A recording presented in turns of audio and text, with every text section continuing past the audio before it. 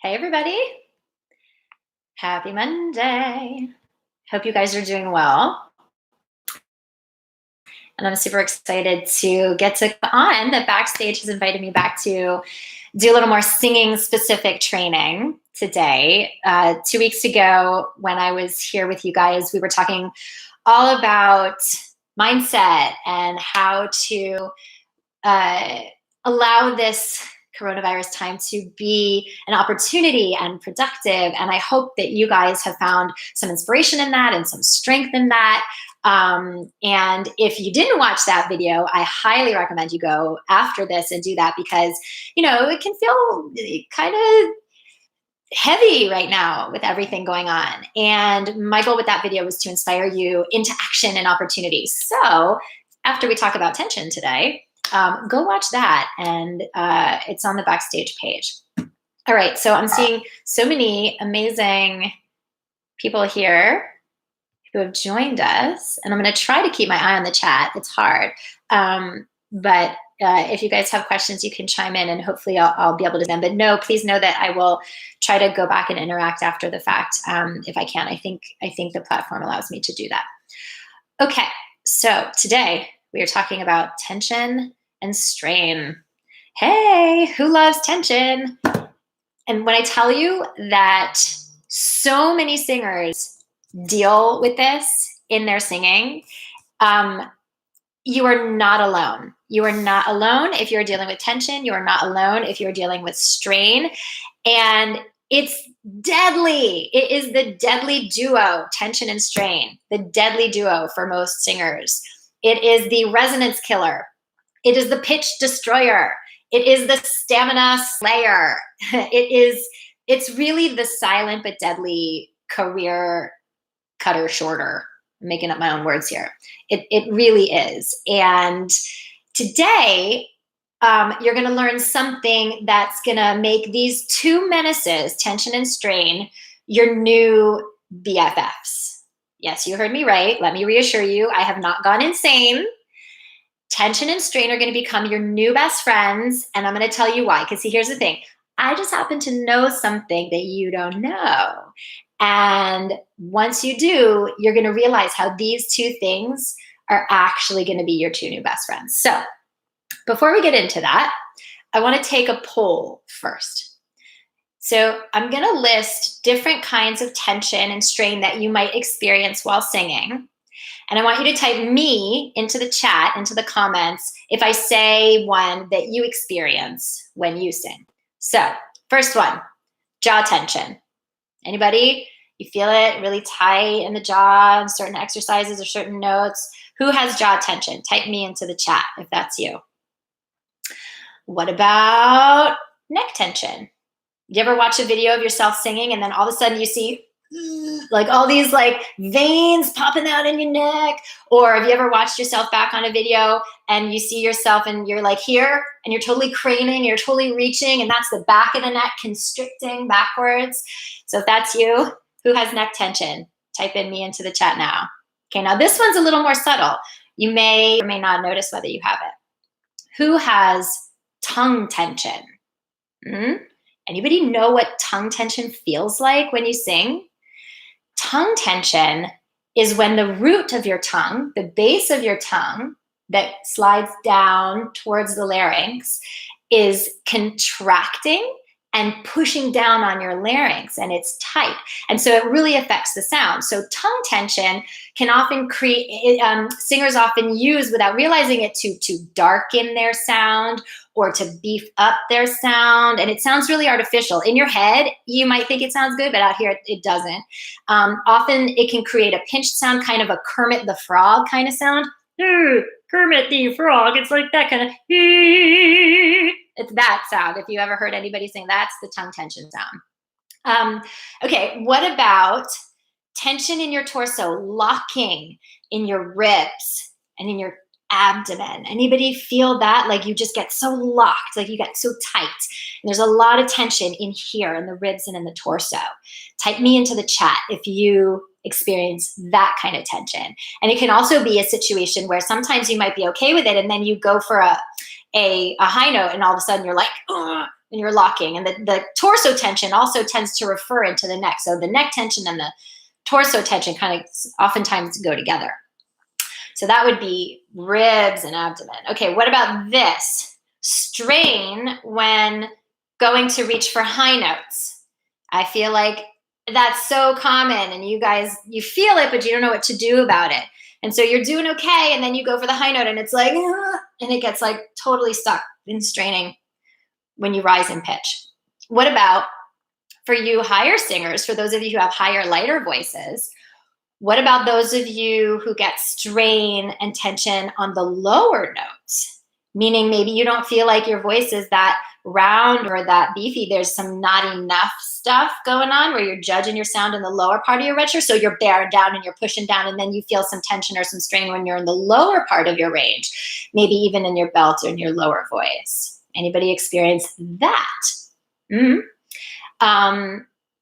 know, when you have a long phrase, you might experience tension at the end of it, like you feel like you're running out of breath, and so you're tensing to try to get yourself over the finish line. Anybody experience strain or tension at the end of a long phrase? That's really common. And the last type that comes to mind is when you're trying to do fast passage work, like ad libs, things like that, where you just feel like it's all kind of out of control. So you're just really trying to tense and control to try to make those ad libs sound like perfect. And it ends up just being all in your throat, and it doesn't feel good. So those are a lot of different kinds of tension. And I want you guys to look at the chat right now, okay? Look at the chat. Look at how many of you are dealing with this. So you are not alone, first of all. This is something that plagues over half of the singers that I deal with who have come to see me for various types of technique work. And here's the thing. I mean, I think you understand that tension is not good. It doesn't feel good, right? But the real reason that tension is bad is because, so here's the thing. Singing it's an energetic exchange, right? So sound is a form of energy, right? Like there's heat energy, there's energy from light there, right? And sound is a form of energy. So singing is an energetic exchange, and the best sound is made and the best audience connection is made when that energy flows through you and out you to your listeners unimpeded. And physical tension and strain, it blocks that unimpeded flow of energy from happening. So not only does it not sound good, but it affects your ability to connect with your audience. And that is what will kill your career. Because if you're not connecting with your audience, doesn't matter. That's the whole point. As an audience member, I want to be moved. I want to feel something. And the reason that I do feel something when I'm watching a great performer is because there is this unimpeded flow of energy through sound from them to me and back. So if that energy is being impeded, it's being blocked because of physical tension and strain, this is how it manifests. So let's take neck tension, for example. So let's say that a singer is experiencing a lot of neck tension, let's say on the inhale, which means that this singer doesn't really trust their body's ability to breathe. And so what they're doing is they're really trying to grab air, and they're trying to help their body bring the air in, which, by the way, you don't need to do. Your body knows how to breathe. You don't have to help it. You breathe every day, okay? But all of a sudden, we have to sing something, and now we think we have to do something more, and we have to manipulate or force or whatever it is. So now the breath starts to look like this. You see that tension? You see it? In my veins, in my neck, okay?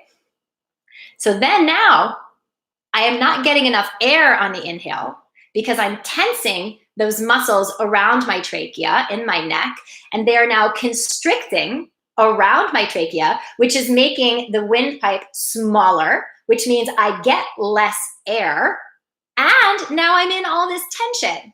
So number one, I have not actually brought in very much air. So now I'm going to start the phrase from a place of tension here and then not have the air that I need to get through the phrase. And it was all because I thought I had to help my breath, but I don't. But see, the thinking is convincing me that I need to do something different. And so now I've taken this breath here right? I mean, you see singers do this all the time where you probably do it and you don't even notice it. Or you may have teachers who are pointing it out to you. And so now you've got all this tension in your neck because of what happened on the inhale. So now you're starting that phrase from a place of tension, and now you're taking this neck tension into the rest of the phrase. And what's going to happen is the sound is going to be squished, it's going to be pinched, it's going to not be open, it's going to not be free. And what is also going to happen is that you're probably now going to push, because now there's a block in the channel. Okay, so the body is the instrument, and we want to be able to move sound and energy and air freely throughout this whole instrument of the body. Okay, this is not your instrument. This is your instrument, the whole body. So now you've got a block here in this energetic flow. And now the body's got to get the air past this block, because it's like, oh my God, well, how am I gonna get the sound out? Because now there's this block. So now what you're gonna do is you're gonna push to get the air past this block. So now you end up pushing and blowing out that note because you're trying to get past this block. And remember what I said, you didn't get very much air to begin with because you were closing that windpipe. So you didn't have that much air to begin with. So now you're blowing it out and you're pushing whatever you have, and you're not going to make it to the end of the phrase because you're using too much air, and you're going to have to breathe more often because all those breaths are now more tense because there's more fear of running out of air that has been stoked. So you feel the need to pull and tense even more. And so you tense your neck to help this breath come in even more, which puts you in more tension, which makes the note sound even worse, which makes you even more insecure, which makes you want to control even more, which brings in more tension, which makes the note sound worse. And now we've got a negative feedback loop. And that, my friends, is the negative feedback loop of tension, all because of what happened before you even uttered a note. All because the mind had convinced the body that it didn't know how to breathe and that it needed to help. And so it came right here. And so now we're in this negative feedback loop of tension. And once you're in it, it is so hard to get out of it. And it sucks. So why would I ever suggest that tension and strain become your new best friends? Here's why. Because tension and strain are a giant mirror. Tension and strain are your body's physical reaction to fear and insecurity. And we all have physical reactions to our thoughts and our emotions. That is just part of being human. That is just what we do, okay? And tension and strain are the physical manifestations of fear and insecurity in your instrument, in your body, when you're singing. And look, if you're just Joe Schmo sitting at a computer all day long doing his job, the fact that your body is having physical reactions to your emotions and your thoughts is not great. It's why so many people have, lots of things in their body that bother them, but it's not going to prevent you from doing your job. But as a singer and as a performer and as an actor, when your body is your instrument, okay, if we're physicalizing our thoughts and our psychology in ways that are detrimental to us, it prevents us from doing our job. So the fear in this instance, right, it could be fear that your technique is inefficient. You don't trust it. You don't trust the technique. So if you don't trust the technique, then you're not going to trust your body when you sing. And that lack of trust creates the desire to want to control things because you don't trust. And if you have the desire to want to control things, what are you going to do? You're going to grab, you're going to tense, you're going to manipulate, you're going to push, and you're going to strain. And then you get into that negative feedback loop. Could be fear because deep down, maybe you have a limiting belief that you're not enough. Maybe you don't feel like your sound is enough. Maybe you don't feel like the way you look is enough. Or maybe you don't feel like your talent is enough. Maybe you're always in that compare and despair, judging yourself against all the other singers out there who did the audition with you. Or, this person got this gig and I didn't get it, so I'm not enough, right? So if you've got that cycle going on in your head because deep down you've got these limiting beliefs that you're not enough, now you've got something to prove when you sing. And that, my friends, creates the desire to force and push and overdo and prove you're not enough. I'm sorry, to prove that you are enough. And now you're leading into tension and strain, because that desire to prove and to overdo, it leads you to not trust your body, not trust your technique, overwork, overdo, and that leads to the tension and strain. It could be something as simple as fear of a high note coming up. Like, you're fine through the song. You're not tense, you're not straining, you're in your body, you're trusting your technique, and then all of a sudden you got that big note. The one that is working you, the one that you're scared of. So you brace yourself for that note, which manifests as tension in the body, right? We have reactions to fear, you guys. There's two different reactions to fear. You either fight or you flee. It's, you heard this a million times. And so this is showing up in why the tension happens. Because if you're scared of that high note that's coming up, you're not trusting your technique. Your body is your brain is convincing you that you got to do something, that whatever you got here is not enough, because that's why you're scared. Because if it were, then why would you be scared? So your brain is working you, and you're either going to fight that high note, right? So you're going to brace yourself to fight that note, which manifests as that tension and that over control, or you're going to put the brakes on and you're going to back away from the moment of the high note. So your lower support is going to be abandoned, and now other parts of the body are going to come in to compensate, to support the sound in the absence of real lower support. And now you're in control and tension and manipulation of neck or jaw or tongue, because the body's abandoned what it really needs to support that note. And the irony of all of this is that the physical reaction that your body has to fear, and to the fear of not being enough, and to the fear of failing, and to the fear of singing poorly, your body's physical reaction to those fears are exactly what creates the bad sound you are so afraid of making in the first place. I'm going to say it again because I really wanted to hit home for you guys. The physical reaction that your body has to the fear of failing and the fear of not succeeding and not singing well, that is exactly what creates the tension and strain that makes the bad sound that you're so afraid of making in the first place. It is a negative feedback loop.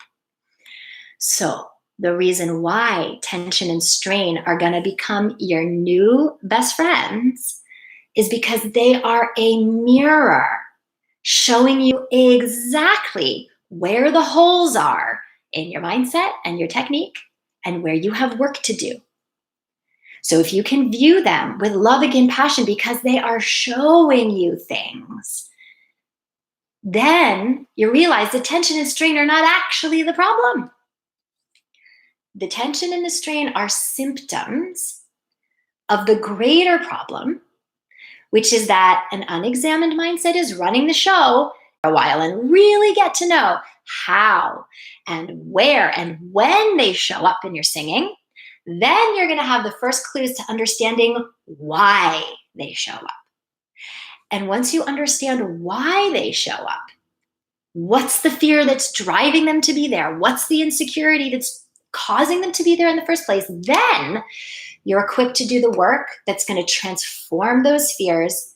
And once you do that, poof, tension and strain begin to disappear.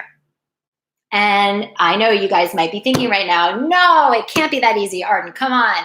Like, I've been dealing with this tension, in my jaw forever. I've tried everything. You might be thinking, I have been to a million different teachers. I've tried different techniques. I've done acupuncture and massage and yoga, and I've been to therapy and nothing works. And here's what I will say.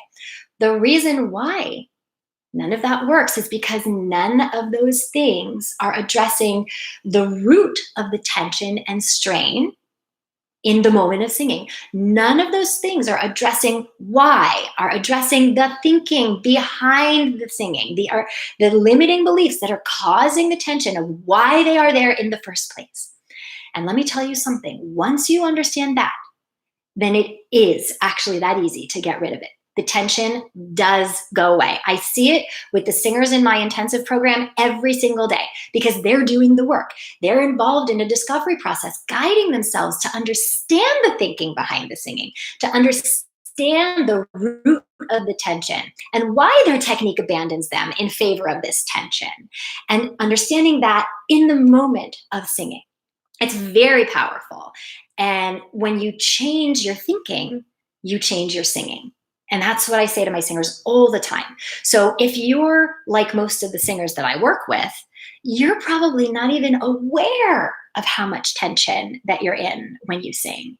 You're numb to it. It's been there so long, you don't even remember what it feels like to sing without it.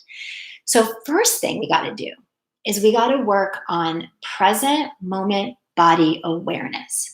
Singing is a physical endeavor, first and foremost, and your body cannot do what your brain is sabotaging. So first we got to work on present moment body awareness. Don't go on autopilot when you sing, you guys. Don't be somewhere else. Like, you have to be aware right now of what your body is doing every moment so that you can pinpoint the moment that the tension occurs. Is it on the inhale? Is it in the neck? Is it in the ribs on the inhale? Are you holding? Are you locking your ribs? Or are you releasing into the inhale? The inhale is a release. Is it on the onset of the phrase? Do you start the phrase with your neck and your jaw instead of starting the phrase with your lower support?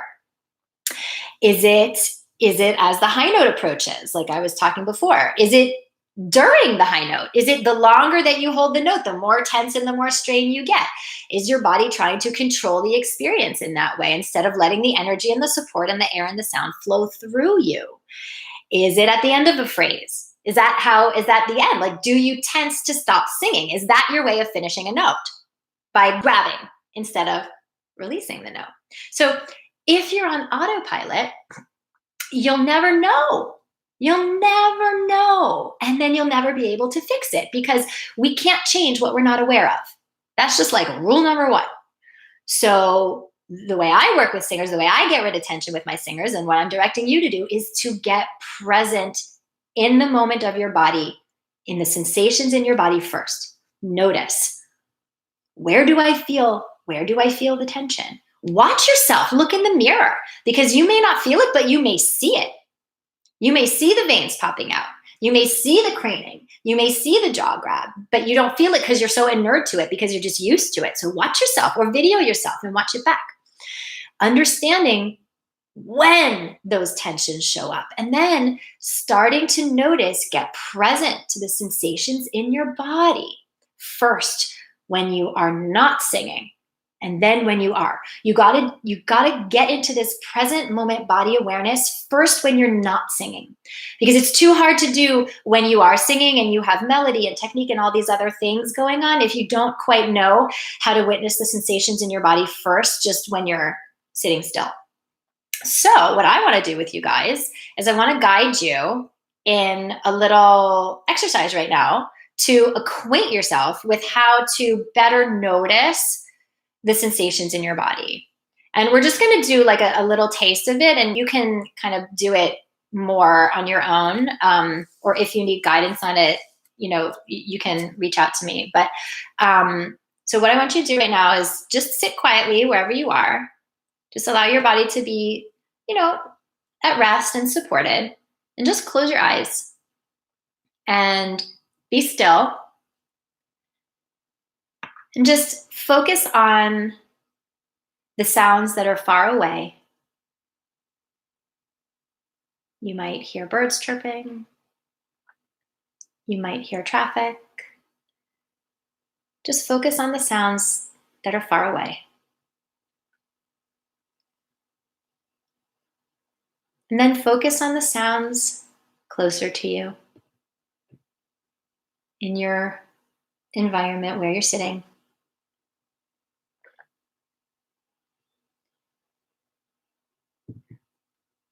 And then focus on the sounds inside your body. The sound of your breath.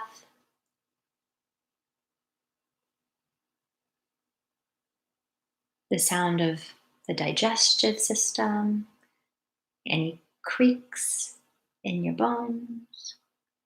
Just witness.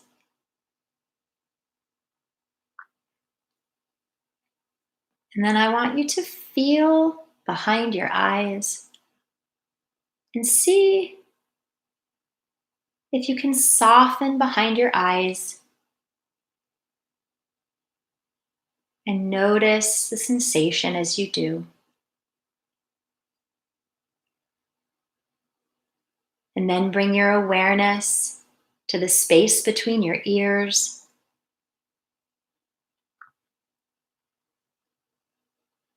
Notice the sensation of the space.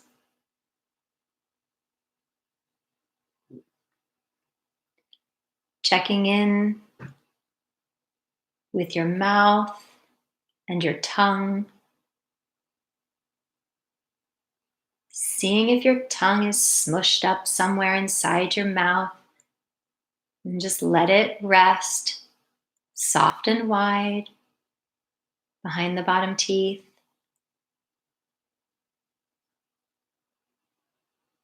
See if your jaw is holding, clenched up, if your molars are touching, and just allow some space to come in between your molars.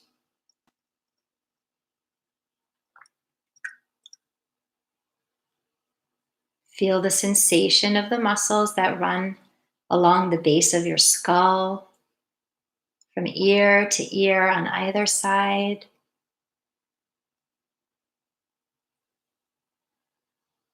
Notice energy running along the base of the skull.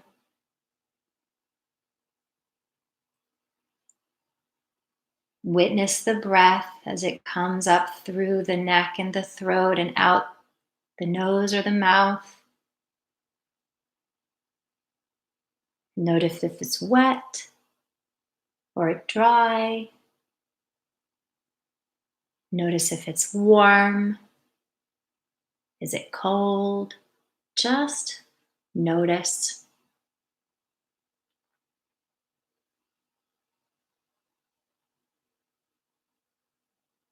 Notice that soft spot at the base of the front of the neck where the collarbones come together.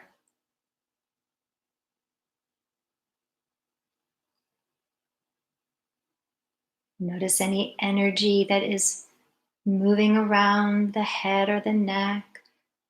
If it's still, if it's buzzing, just notice. It is neither good nor bad. It is just what your body feels like today. And then notice your breath. Notice your belly. Does your belly want to hold on the breath? Does your belly release when you breathe? Just notice.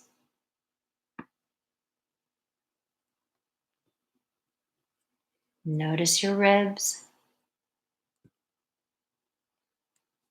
There's no need to manipulate any of it. Just notice what they do.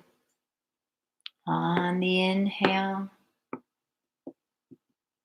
on the exhale. And then I want you to breathe in and hold at the top of the inhale. And as you hold, notice the energy and the sensations of moving through the body as you hold. Notice the heartbeats. Notice the tummy. And then release the breath. Let it go. Soften the body.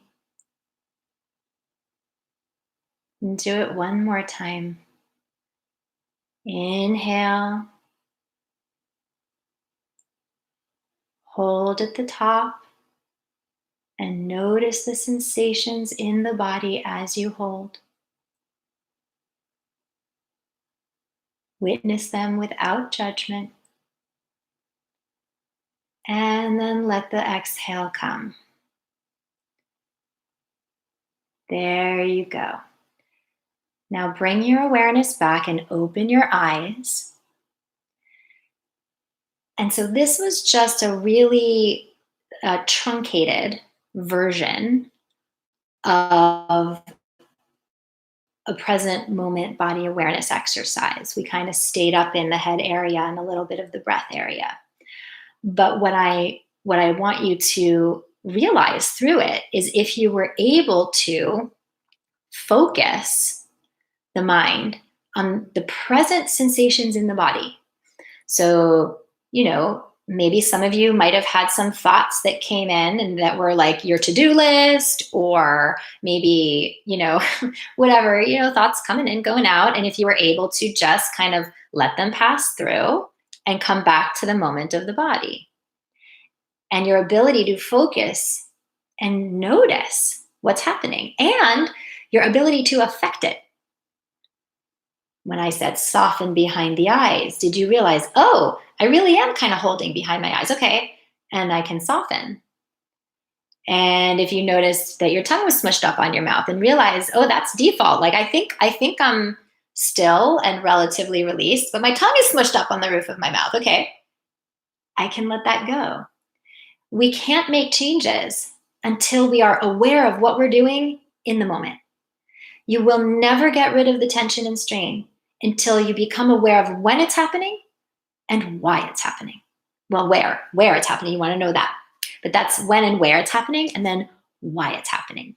We have to practice being in the moment with our body and witnessing the sensations in our body without judgment when we're not singing first.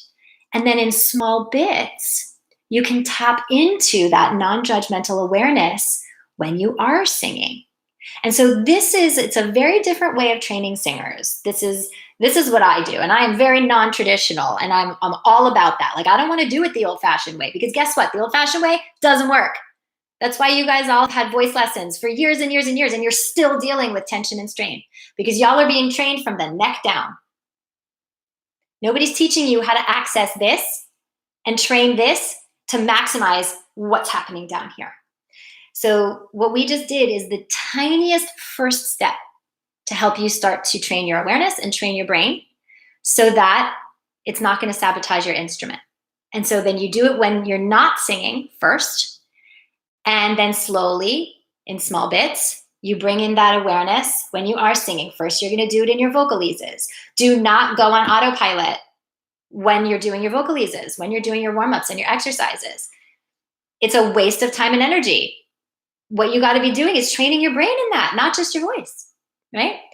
And when you do that, then you're going to really start to see what the habits are, and you're going to really become present, and you're going to feel where those habits are. You can't change the tension or the habits that have created them. Like, the tension is rooted in these habits, and in psychological habits and physical habits.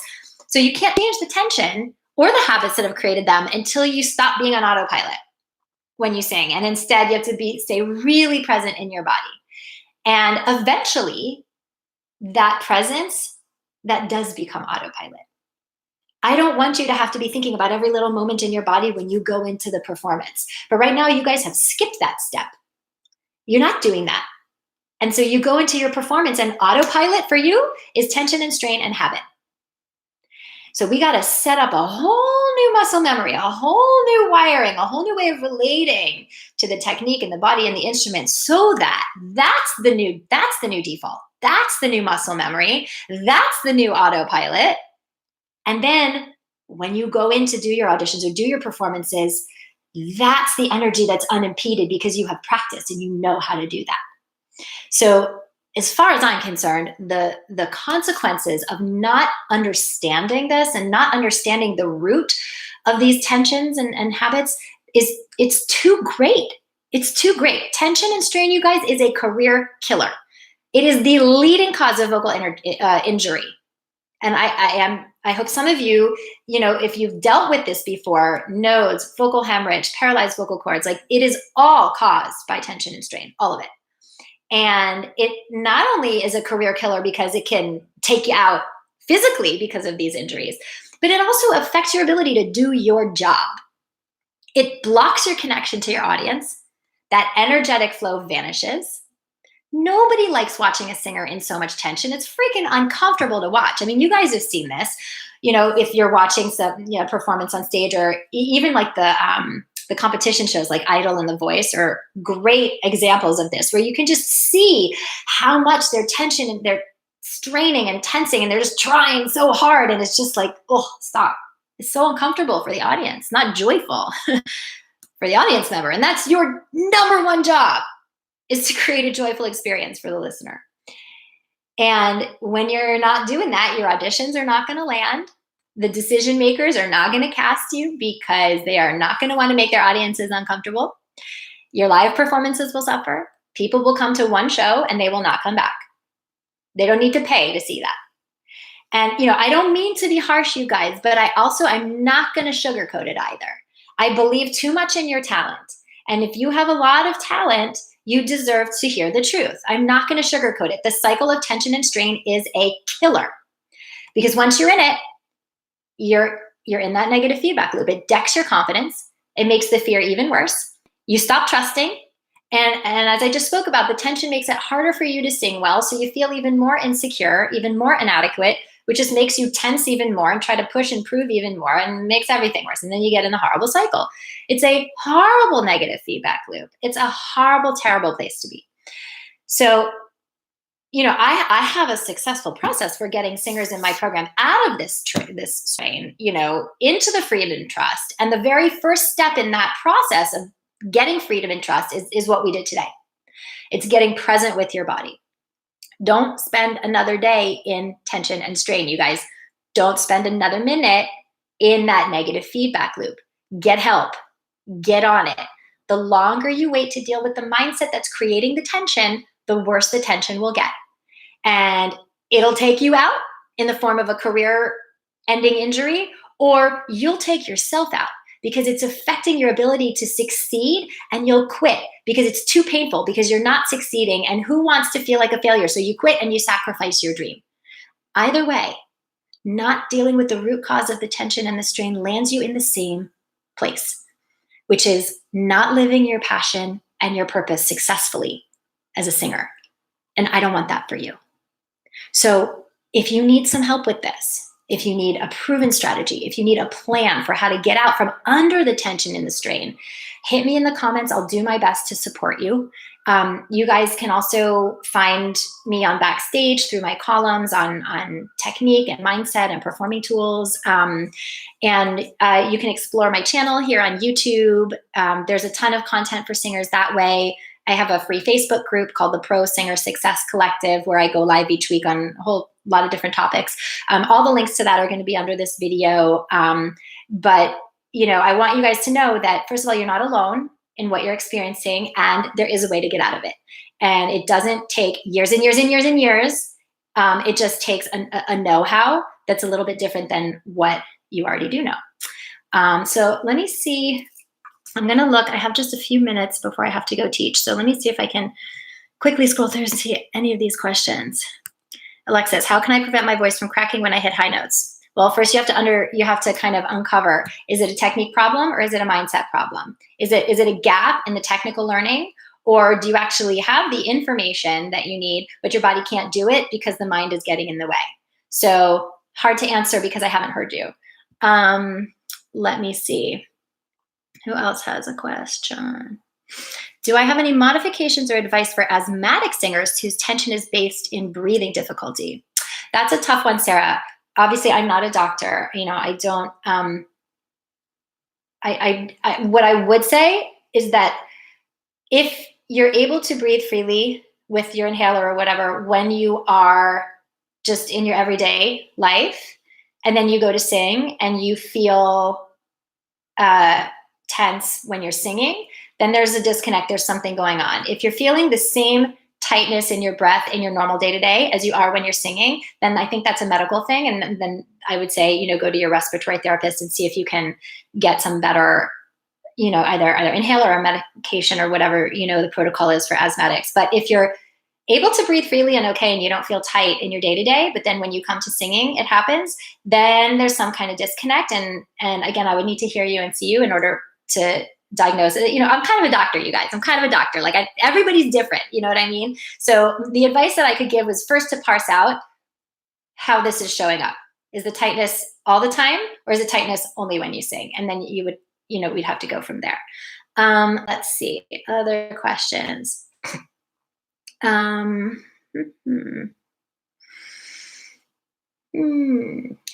to deal with vocal strain or nodules? Well, so this is all for that, Tony. This is all for that. If you have nodes, it's because of misuse and inefficient technique. And so once you go to the ENT or the otolaryngologist and you deal with the medical issue and get rid of the nodes by whatever protocol they're directing you to, either if it's surgically or vocal rest or whatever it is, then when you come back, if you come back to the exact way that you were singing before with the same teachers and the same technique and the same habits and the same tensions, then you're going to recreate the injury because you're singing in the same way that created the injury in the first place. So after you heal the physical problem of the nodes, when you come back to singing, my advice is come back differently. Get a new teacher, somebody who really understands singers returning from vocal injury, and somebody who really understands tension, strain, and support. Because what I have seen over and over is that singers, they go to the doctor and they get rid of the injury, so the hemorrhage heals or the nodes go away, but then they come right back to singing the exact way that they were before, and then they create the injury again. So make sure that after the injury heals, that you are doing something different. Because if you keep doing the same thing, you're going to get the same results. So, be willing to be open-minded and do it differently and get the right support for that. Let's see. What else do we have? Any item, let's see. What techniques do you use to release tension, especially nervous tension? Yeah, so it's the mind, you guys. It's all the mind. The tension in the body is a reflection of some story that you're telling yourself in your mind. If you're really nervous before auditions, there's some underlying limiting beliefs that are working you from the inside out that are causing that, which, it sounds simplistic for me to say, but, nervous tension, as Stephanie asks, is the body's reaction to trying to control what feels really out of control, which might be maybe you don't have the most trustworthy technique. So maybe you don't really know. Maybe sometimes it comes out great and sometimes it doesn't, and you don't really know why. And if that were me, I'd be freaking nervous going to the audition too. If I didn't know that I could trust what was going to come out and I couldn't trust myself to deliver every single time, that would make me nervous for sure. So understanding where the nerves come from, is it that, or like unreliable technique, or is it that you have these underlying limiting beliefs that maybe like you look the wrong way or you sound the wrong way or your sound isn't big enough or your choir teacher told you when you were 12 years old that your voice wasn't very big. And so you believed that and you've taken that into your career. And so now you're operating from a not enough place. And so now you get really nervous because you think, oh my God, this is my big chance. I got to prove something. And it makes you nervous, right? So the techniques have to do with understanding what's going on up here first, honoring it, and then being intentional about shifting what we're doing in the mind as it relates to the body. And the first thing is to notice. So Stephanie, you could do this little exercise that we did before your next audition, because what it's going to do is it's going to get you present in the moment instead of future tripping about, oh my God, how's this audition going to go? How's my high note going to go? Or shaming yourself about the past when it didn't go well and it didn't work out. And oh my God, is that going to happen again? This is the kind of work that I do with the singers in my program, but it's an 8-week, it's a 2-month deep dive. And so what I'm giving you today is just a kernel of a place to start, because you all need to realize that it's not just like sitting down and breathing is going to help you. Yeah, it will center you a little bit, but there's the noticing that's really important. Like if I could instill anything in you guys today, it's this idea of noticing, being in the moment, this moment right here with my body and noticing. Because it's really interesting how things settle and how the mind settles and how we create some serenity and some space when we're not tripping out on the future and we're not shaming about the past. The instrument and the technique behaves so much better when you are in this moment with it. And then you do start to trust it because it's showing you how it shows up. And then you're not nervous. So it's kind of I know that's kind of a long-winded way of answering your question, Stephanie, but it's a process, just like anything else, Tony, any items or products you use to help your voice and your throat? Steam therapy launches. Yeah, I mean, so I'm going to give you the answer that probably you don't want. I'm sorry, which is that nothing is a substitute for good technique. And steam is good. There's nothing wrong with steam. Like if it makes you feel good, do it. Stay hydrated. Stay super hydrated. That above all else, just drink lots of water. Hydrate the voice from the inside out. When you drink water, the water doesn't touch your cords. It goes down the other pipe. It goes down your esophagus, not your trachea. But when you drink lots of water, your body stays hydrated from the inside out, and it makes the cords that much more flexible to vibrate the way you want them to. So outside of just like drinking water, staying super hydrated, getting rest, keeping your instrument rested, your body rested, taking good self-care, right? Not smoking, not drinking excess alcohol, those things. Other than that, me personally, the way that I've been taught and the way that I sing and everything, I have really reliable technique. So I feel like a lot of singers use those other things kind of as crutches. And I'm not saying you do, but, I have trouble in the morning, or, my voice takes a while to get going and this and that. And so it's like, I take the lozenge, or I do the steam or whatever. And again, you can do those things. They're not bad for you. If it makes you feel good, do it. But know that really the only way to get your voice going is to wake up early and get going, and, I've heard a lot of singers be like, oh, don't eat this, don't eat that. And unless you have like a severe allergic mucus reaction to dairy, I hear it with dairy all the time. Like, dairy is not an excuse for why you're not singing well. And again, you guys, I am not a sugarcoater. You're going to hear it all from me today. I'm going to tell you how it is.